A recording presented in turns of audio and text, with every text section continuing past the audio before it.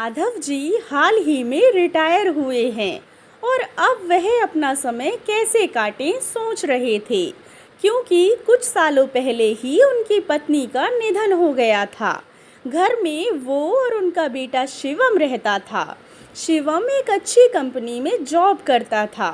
माधव जी अब अपने आप को बहुत अकेला महसूस करते थे, क्योंकि वह दिन भर घर पर अकेले रहते थे और जब शाम को बेटा काम से वापस लौटता तब वह अपने मोबाइल और लैपटॉप में लगा रहता था। माधव जी उससे बात करने के लिए और अपना मन हल्का करने के लिए तरस जाते थे। ऐसा काफ़ी लंबे समय तक चलता रहा।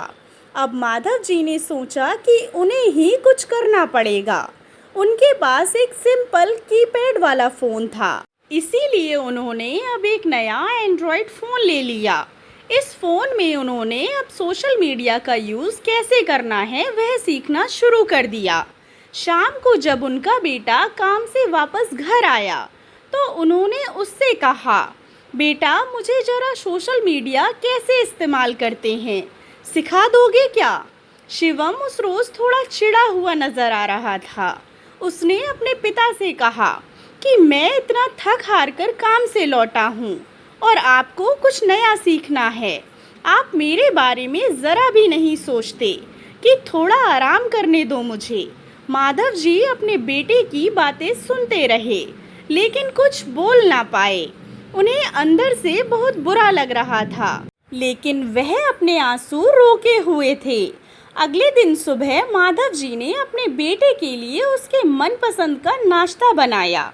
नाश्ता करते हुए बेटे का मूड अच्छा लग रहा था, इसीलिए माधव जी ने फिर से उससे कहा कि बेटा मैंने सोशल मीडिया पर अकाउंट तो पड़ोस के लड़के से बनवा लिया है, लेकिन अब तो मुझे बता दे कि इस पर पोस्ट कैसे करते हैं।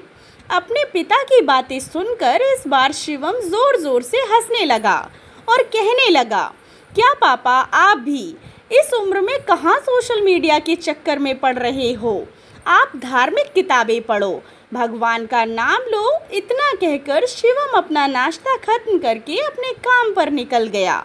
माधव जी ने उसके बाद भी एक दो बार अपने बेटे से सोशल मीडिया सिखाने के लिए कहा, लेकिन उसने अपने पिता की बात पर ध्यान नहीं दिया। एक दिन रात को शिवम पानी पीने के लिए उठा तो उसने देखा कि उसके पापा की कमरे की लाइट ऑन है। उसे थोड़ी चिंता हुई, इसीलिए उसने खिड़की से झांक कर देखा तो उसके पापा मोबाइल पर सोशल मीडिया पर कुछ पोस्ट कर रहे थे। वह वहां से अपने रूम में चला गया और सो गया। शिवम सुबह नींद से जागा और जब उसने अपना सोशल मीडिया चेक किया तो वहां पर उसके पापा की फ्रेंड रिक्वेस्ट आई थी। फ्रेंड रिक्वेस्ट एक्सेप्ट करने के बाद जब शिवम ने अपने पापा का अकाउंट चेक किया तो उसमें सबसे पहली पोस्ट जो थी वह उसके बचपन की फ़ोटो डाली हुई थी और लिखा था, हैप्पी बर्थडे बेटा। शिवम को अब रियलाइज़ हुआ कि क्यों उसके पापा सोशल मीडिया सीखने के लिए इतना पीछे पड़े हुए थे और क्यों यह काम उनके लिए इतना ज़्यादा इम्पोर्टेंट था। उसकी आंखें नम हो गईं और वह सीधा अपने पापा के कमरे में गया और उनके गले लगकर उनसे माफ़ी मांगने लगा। दोस्तों, अक्सर हम भागदौड़ भरी ज़िंदगी में अपने अनमोल माता पिता को अनदेखा कर देते हैं और अपना अधिक समय मोबाइल, लैपटॉप आदि में बिताते हैं। ऐसा ना करें।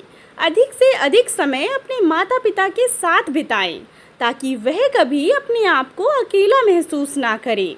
आशा करती हूँ आपको कहानी पसंद आई होगी। कहानी पसंद आई हो तो चैनल को सब्सक्राइब करें और कहानी को लाइक एंड शेयर करें।